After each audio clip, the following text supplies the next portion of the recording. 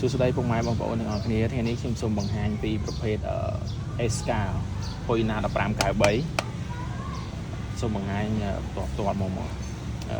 ឡូវយើងចាប់ផ្ដើមបើកតេឡេមកអូខេនេះយើងបើកវាមក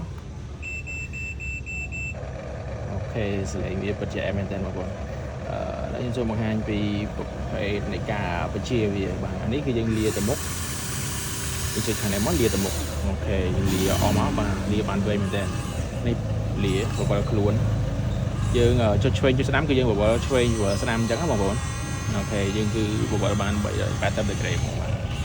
បបលបានពេញហ្មងគឺយើងជាបានពេញអូខេនេះគឺយើងអាចជាបានអូខេ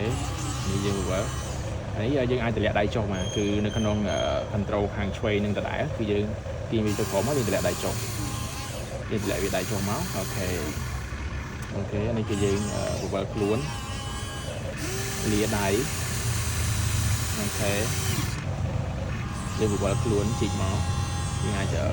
កម្លាំងវាពិតជាខ្លាំងមែនបងប្អូននេះយើងតម្លាក់ដៃចុះដើម្បីយើងកាយអញ្ចឹងណាបងប្អូនអូខេយើងលាវាអស់មកកាមេរ៉ាជួយចាប់ទៅខាងមុខតិចជោគដីអូខេជោគដីមានថ្ម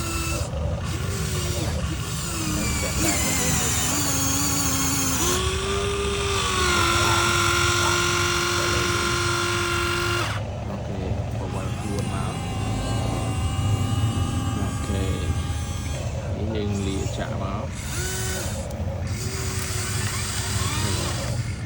វាជាខ្លាំងមែនយើងអាចជីកយើងតម្លាក់ដៃចុះមកបងប្អូនកាមេរ៉ាចាប់យើងដាក់មកអូខេកាយទៅទីខ្លាំងមែន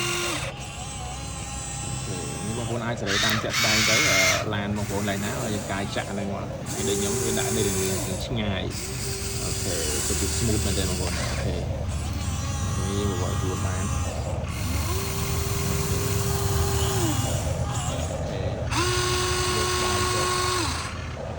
លើកលាដៃចុះលាដៃឡើងទៅយើងបានបងប្អូនអូខេបាយបាយ